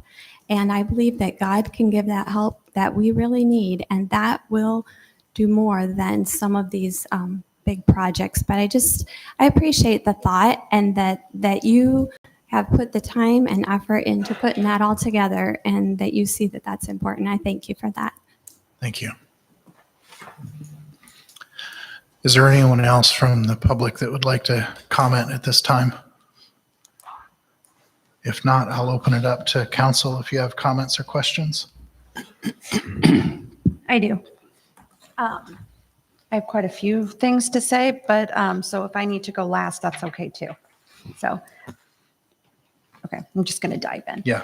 Okay, so I just want to be upfront about where I stand. If you watched the last council meeting, you know that I was not unable to be at the work session, but I did send a pretty lengthy email. So I am here today for those people who did not feel comfortable coming and talking in opposition of this policy. And maybe it's not because of any religious aspect, but just kind of the overall thought of it, you know, like the transparency, the process, the risk. So I am not in favor of this policy. And again, it doesn't have to, has nothing to do with faith. It's again about the process, transparency, and then the risk too. But I also know that I'm in the majority up here, or in the minority, not the majority, the minority up here, and that this is probably going to pass today. And so with that, last week I also submitted some suggestions on how we can ensure that this does meet, that does lessen our liabilities. And I understand an attorney looked at this, and I am not an attorney, but I just, again, have some suggestions, and I do see that, you know, they were not included. So I just want to kind of go through and explain why. So first off, though, I do want to start in the second paragraph where it says, nor express the council's endorsement or preference for any faith or religious denominations. However, January 13th and today, we have set the tone that this is a Christian-based council. While God may be, the idea of God may be in every, or in most religions, it's not in every religion. Not everyone believes in a God, but we've set the tone that this is Christian-based. And not intentionally. I'm not saying we've done that intentionally, but we've done it unintentionally. So I'm just going to throw that out there right now. Then also let's talk about number 2, just the process. This was asked earlier. So I just want to clarify, in this, you as in the mayor is going to send an email to the groups, different volunteer groups for delivery of the invocation. And then there's also going to be a process to submit a request. Does that come like online? Does that come in email? Will there be because this doesn't really clarify what that submitting process will look like how to submit a request. Do they come in and ask to talk to you and they get on the list? Well, according to number 2, it says that will also enable submitting a request to volunteer to provide the invocation on the city's website. Okay, I'm just so there will be like a submission on there. Right. Okay, I just wanted to clarify that.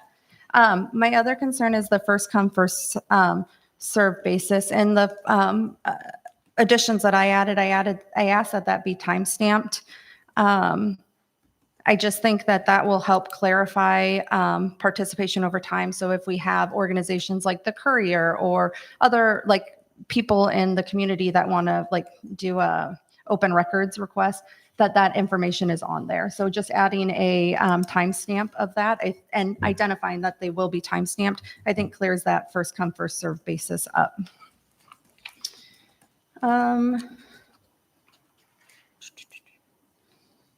Again, okay, and then I guess also I just want to clarify and ensure that everyone is going to be able to, every religion, every faith is going to be able to give an invocation and be able to volunteer, because I think that's really what Ms. Dell was identifying to by some of her comments. While most of pretty much everything she said is in this policy, which I appreciate, we want to ensure that we're not selective, we're not assumed, we're not filtering, whether intentionally or unintentionally, that we include all faiths and all non-faiths. So if someone of atheist beliefs came in and said, I want to give an invocation, that they're welcome to do that. Yeah, they're welcome. Okay. Yep. And I'm going to ask a couple more direct questions too. So we would allow invocations from like Jewish religions, Muslims, Hindu, Buddhist, even the Satanic Temple. We cannot discriminate against any group. Yeah. I just wanted to clarify that too, because right now the Satanic Temple is suing the state of Iowa for discrimination. So I want to make sure that we are not part of that, or do not become part of that. And as Mr. Miller had said, we all up here have said repeatedly that we want to lessen the tax burden on our residents. So I do have to ask this: how does adopting or maintaining a policy that increases our exposure to lawsuits align with that goal? If this policy is challenged, the cost is not theoretical. It will be taxpayer dollars spent on attorneys, staff time, and potential settlements. It's not speculation, it's precedent. So I just ask, how does adopting or maintaining a policy that increases our exposure to lawsuits align with the goal of lessening the tax burden on our residents? So part of my reply would be anything we do as a city, there is a risk of lawsuit. Whenever we make a decision that someone else could disagree with, there is that opportunity for lawsuit, whether it be an invocation or anything else. Okay. So the other side of that is that it has also been historically proven that when city council, state, other organizations begin with an invocation and have that level of attitude and care to what they're doing in their meeting, things are less divisive. The cities are run to where the attitude towards social issues like homelessness and poverty, all of those things tend to improve in the cities that lead with an invocation, again, asking God for the help that we need to lead the city well. And I am one that I love research and data, so I would really like to, if you could tell me where to find that historic data, that would be great, because if that's true, then I would really love to see that. And I believe you, and I just would like to read that. So if you could send me that information, I will, that would yes. be great. Perfect. And then my last thought is on number 7. An invocation speaker who violates the policy should be subject to disqualification from future invocations. Who makes that decision? Is it based on what they said or on this policy directly? So the intent with that is that if someone comes in here and all of a sudden starts using the platform of an invocation one to I'm trying to think of the correct term, but win someone over to their own church, Okay. their own religion, that isn't acceptable. That's in the policy that we cannot be. Yep. If they come in and use that invocation as a platform for their own political standpoint Mhm. and not just giving a blessing for the city and for the council, that does not meet the policy. And so they would not ask to be come back. If they're using it to speak negatively about any of us or any person or any group within our city, that would not meet the policy, and then they would not be asked to come back. So those are three examples. So it's based solely on this policy because those are Correct. the examples you gave too. Okay. Correct. That's good to hear. And then also, what's the due process to that? So if someone wanted to said, I disagree with you, because I'm guessing you would be making that decision. Yeah, the way Okay. it's written now. So then I if would. they wanted to disagree with you, what's their due process? What would be there's no process laid out. They're just disqualified. There's no due process to that. That's a good question. I think we need to have a process I that would would bring agree it with to that. council. I would agree, or just some form of due process. Right. Because I don't know if it necessarily should come to council because then that puts us in a True. kind of some muddy waters. But I do think we need a due process, and maybe the attorney disagrees with me on that. But again, I want to set us, if we're going to have a policy, I want to make sure we're protected for things like that. Mhm. And those are my comments. I think the timestamp, I think a way around that would be to have all people wanting to make the invocation go through the website, because when you would receive it, you would have a timestamp, and then that would eliminate any. That's a great That's true. That's a great point. In that you may have a few people that have a specific time that they want, so they may not fall in place 1, 2, 3. They might jump down to 6 if it was, I want to speak on this because it's an anniversary or something. Right. That's a good point. I appreciate this idea in the sense that it gives us a regular reminder that we need God's help. A lot of times when things are going good, we think, hey, we got the cat by the tail here, everything's going well. But, every good and perfect gift comes from God. And we need to remember that, just because things are going good for us, it's not us. That's the blessing of the Lord helping that to work. And when someone gives an invocation, a reminder that we need God's help in our decisions. And so that's something that I see as a positive about this, just a constant reminder that we need God's help. Mhm. Any other comments from council? Questions? Yeah, I would just make, make this comment. 80-some years ago, I went to kindergarten here in Ottumwa, and I was asked to say the pledge and recite the Lord's Prayer. I don't think that's made me very rotten. I think that's a good thing. In fact, that's where I learned how to say the Lord's Prayer. So I think that offering those two things, whether we offer the Lord's Prayer or not, we need to be reciting the Pledge of Allegiance as we do every time. And I certainly see nothing wrong with allowing people to pray. And I think that's important. And I don't care what your nationality or religion is, you got to pray to something, I think. So that's my suggestion.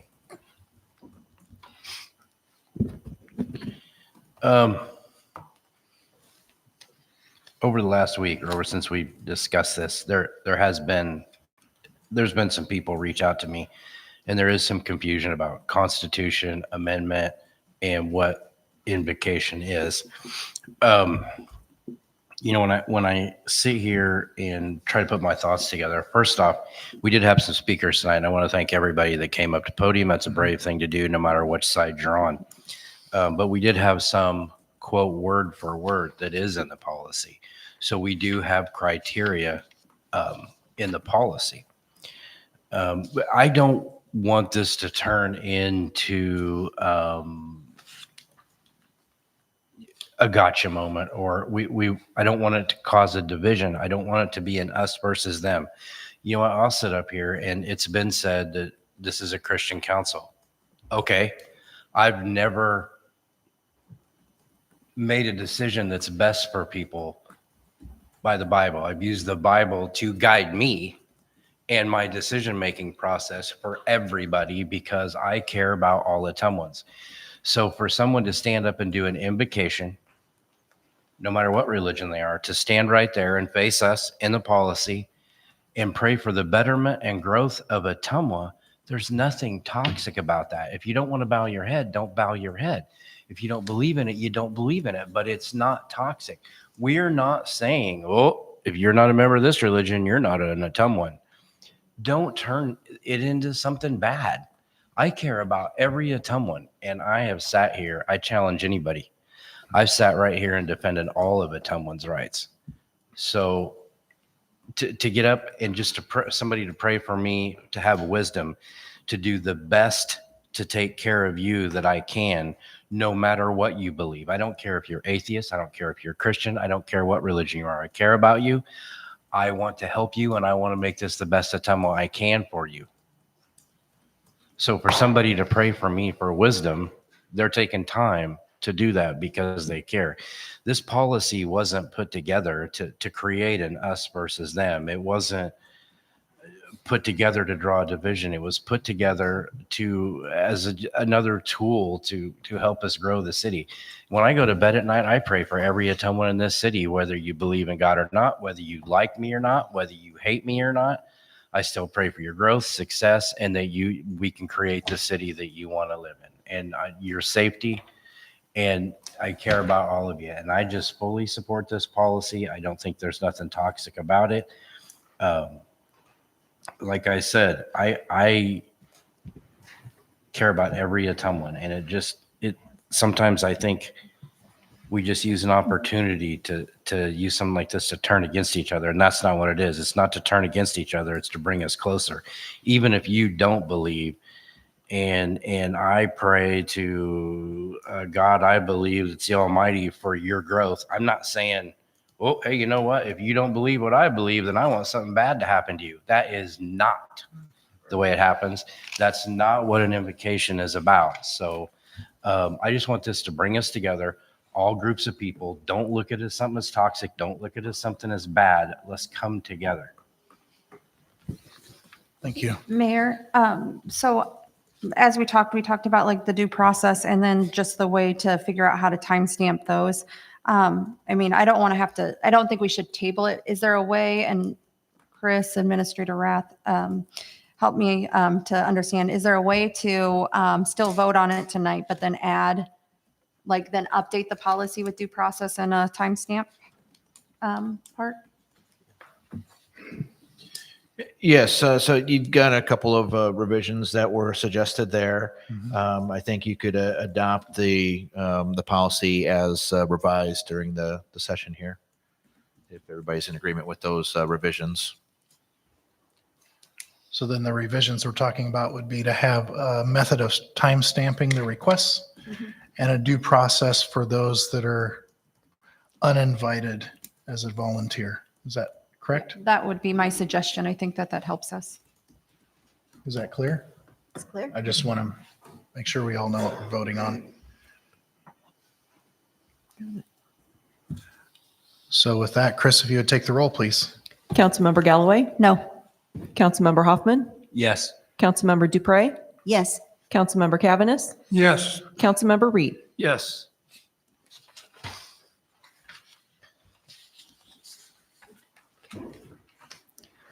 Resolution number 2026, approving professional services agreement between the City of Ottumwa and WHKS for professional engineering services for the Water Pollution Control Facility and authorizing the mayor to sign the agreement.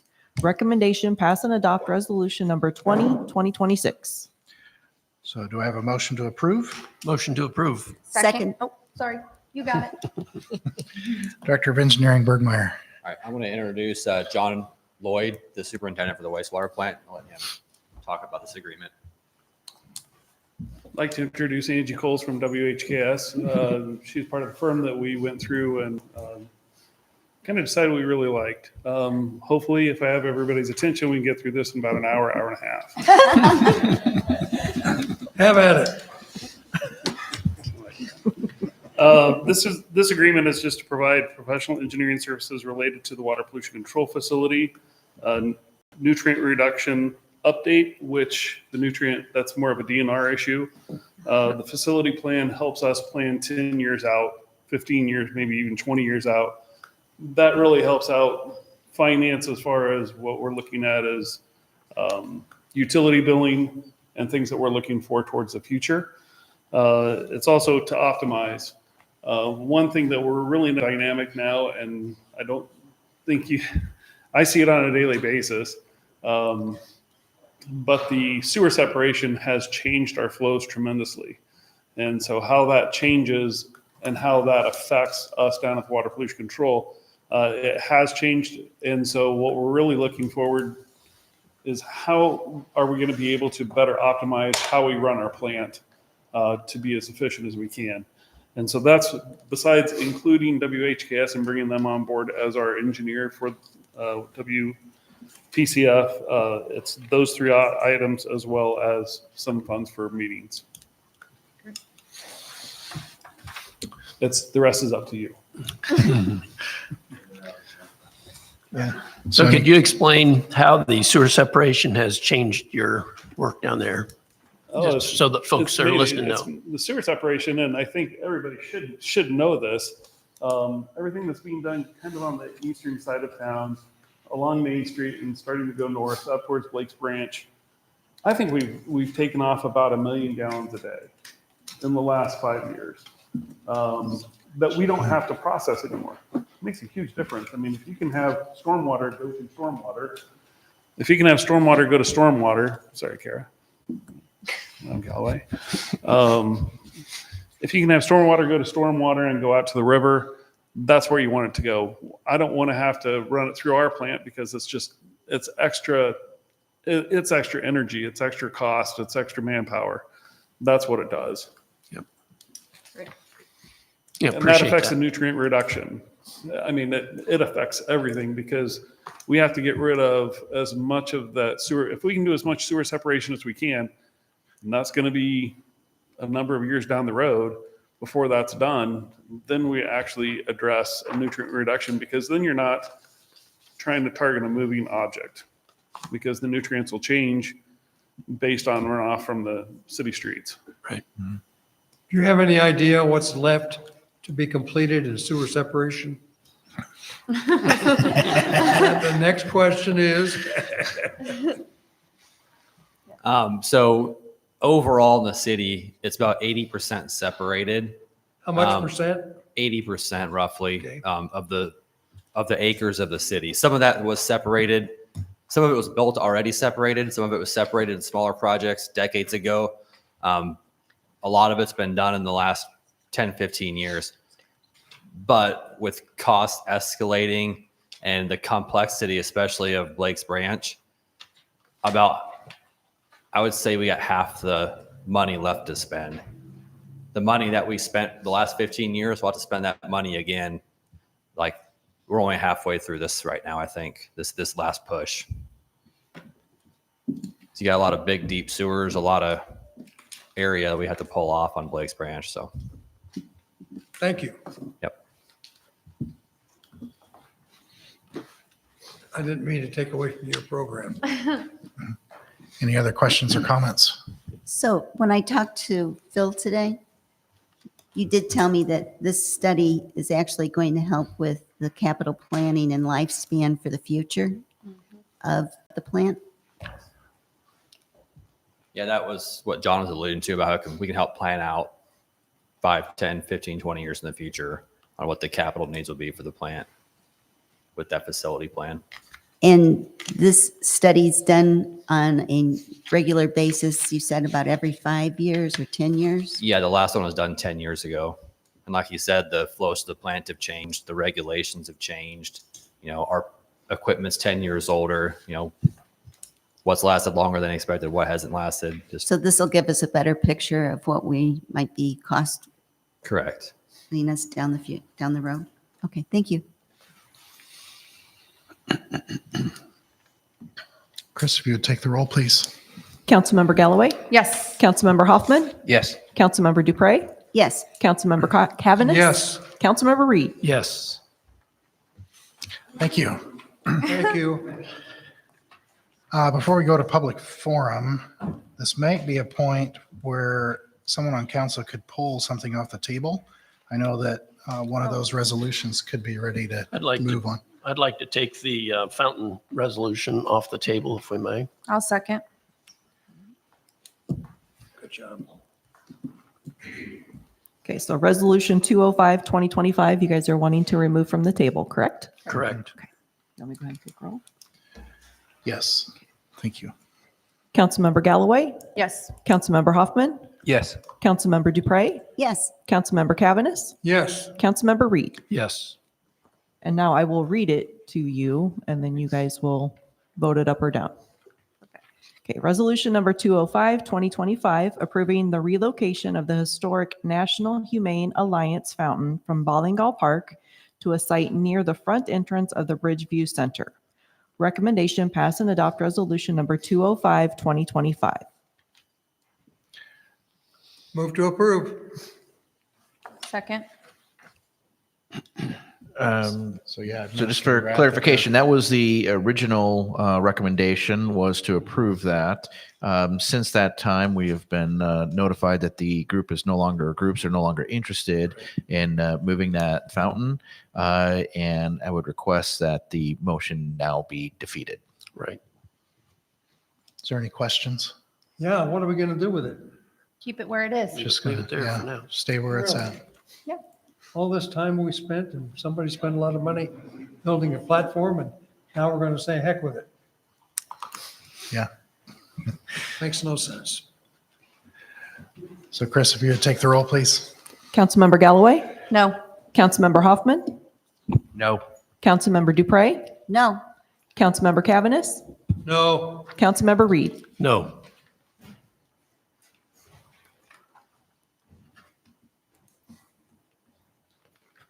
Okay. So now we're moving to the part of the meeting of public forum. So if anyone who wants to speak on something not in the agenda, I do have one person that I will call up, Katie Howard.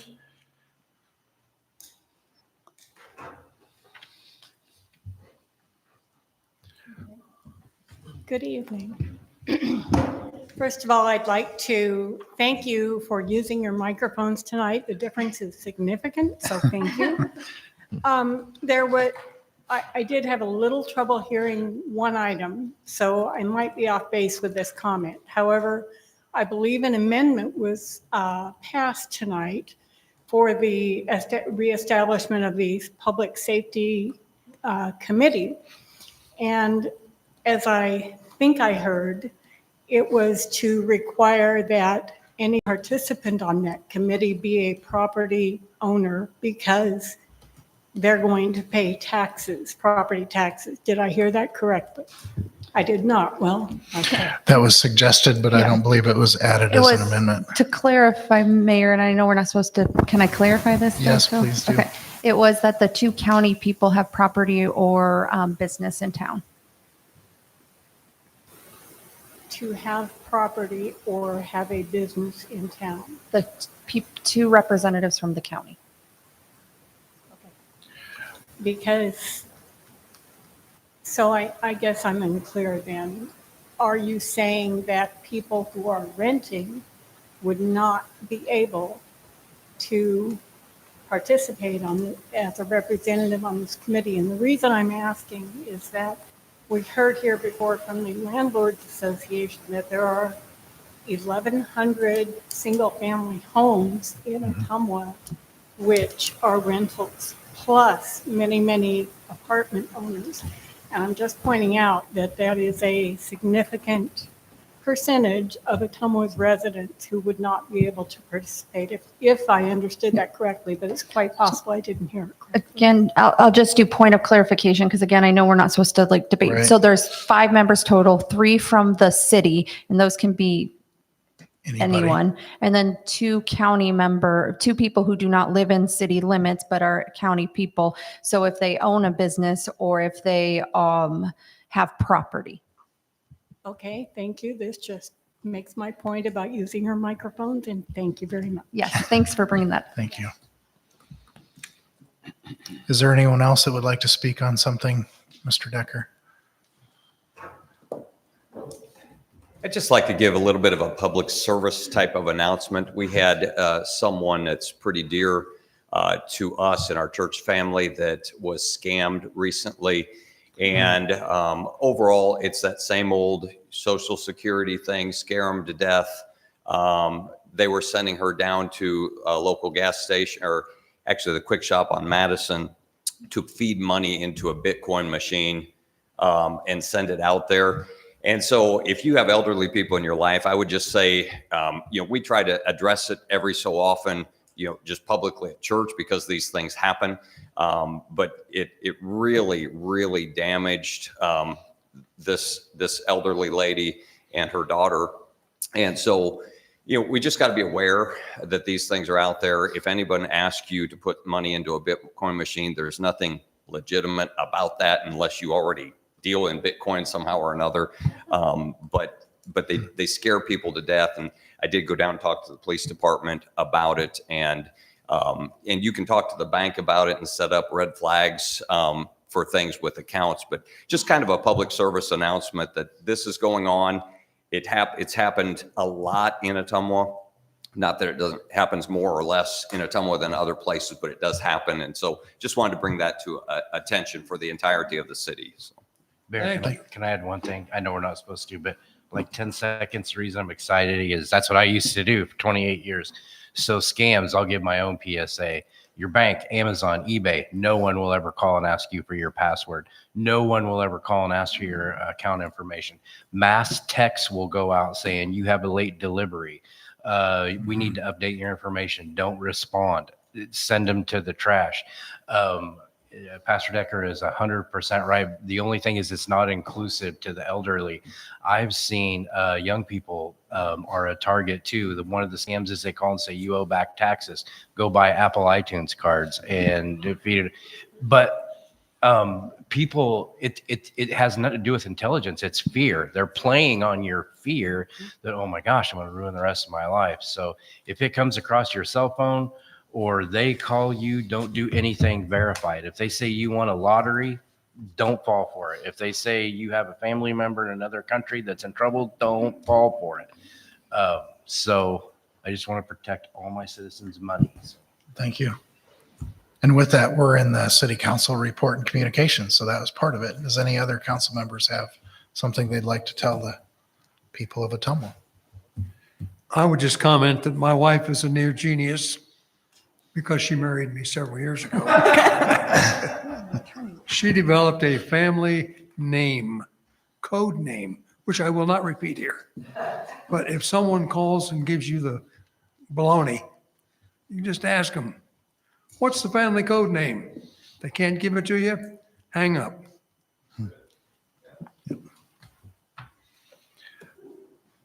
I don't have anything else, so thank you, council. We do need to, I am going to call for a 10-minute recess, and during that time, the council will reconvene downstairs in conference room, what is it, 123A or something?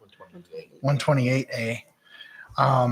At that time, we will also be going into closed session, so, and then, what's that? It's a conference room, right? Yeah, conference room. So yeah, the purpose of that is when we come out of recess to go into closed session, and then we will adjourn from that point. So I just want the public to know that if you're hanging out up here, we're probably not coming back up. So, so right now I call for a 10-minute recess.